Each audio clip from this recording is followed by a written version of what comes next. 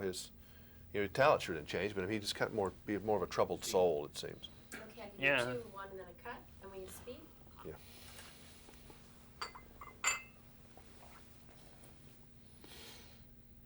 There we go. Oh, excuse me.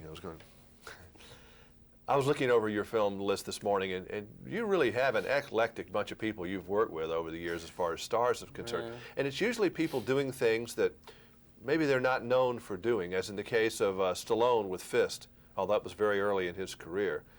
Let's talk about him for a second. Do you really wish he would have handled his career another way? I know he's made a lot of money and everything, but he was really good in that kind of part. Well, I think, I think F.I.S.T. was probably the best acting he's done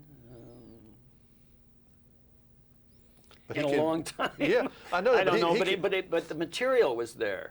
Yeah. I mean, if if an actor wants to do action pictures, where he's doing nothing but jumping off bridges and monosyllabic retorts. I mean, there's no scenes, there's no human involvement. I mean, it's all just kind of a bizarre action, endless reels of mindless violence for the entertainment of the masses. Then how can you expect to be regarded as an actor? I mean, Gerard Depardieu has done 90 films, but he's an actor.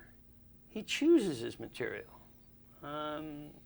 He chooses material that he can get into, and I think so. I'm not an action-orientated director. I mean, yeah, we can all do action.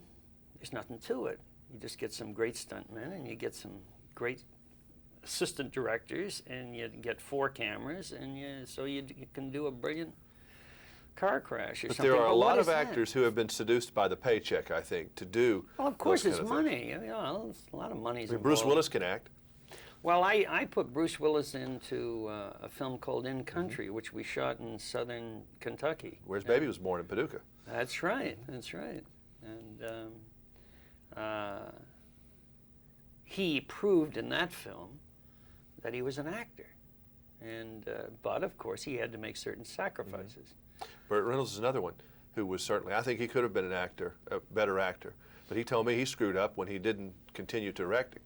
He said that was his entree into doing other things, but he just got seduced by the paychecks. Yeah, well, a lot of people get seduced by Hollywood. I mean, if money is what you want, then you're going to follow, you're going to have a career that's you're going to make genre type films. I don't think money really is the important thing. I'm always looking for somebody to give me the chance to make a film that I want to make, that'll challenge me to be brilliant. Why don't you go out and stun the world with your brilliance? Here's the money, go do it. When have you heard anybody from a studio talk like that? They don't talk like that. They want you to do the same thing that was successful because, and when you get that, film starts to retrogress and you start to homogenize film to the point where all movies start to look alike and they all get boring and everybody gets fed up with it. Who wants to see a picture about a twister, about a hurricane? So they killed a cow. A house went up in the air. What is special effect? That's not. That has nothing to do with populist art. It has nothing to do with art.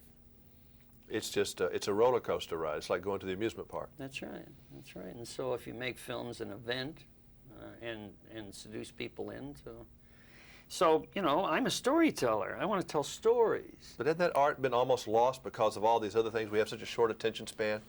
You're hoping that it's not lost, but yeah. Well, with the amount of television, bombarding people, I guess the attention span has been reduced somewhat. But I think there's still a place for a movie that tells a good story, and when it comes along, you'd be surprised at the audience that is there for it. And as was evinced demonstrated in the Academy Awards last year, there wasn't one single studio picture that was nominated for Best Picture. They were all smaller, independent films that touch people, that move people. Because if you can't move people to laughter and to tears, why are you telling your story? What have you got? You've got nothing but a roller coaster ride, and that's over, and it's over and done, and nobody cares. I saw some grown men crying at the end of your movie last night. Well, you know, this film seems to hit men at a certain age, and I think it's because they identify with a little boy. So it's let's hope a lot of people cry. Get them out there, Norm, and cry. Yeah, Everybody's going to cry. Get Bye. out there. Thank you. Well, that's a very interesting nice. interview. You go.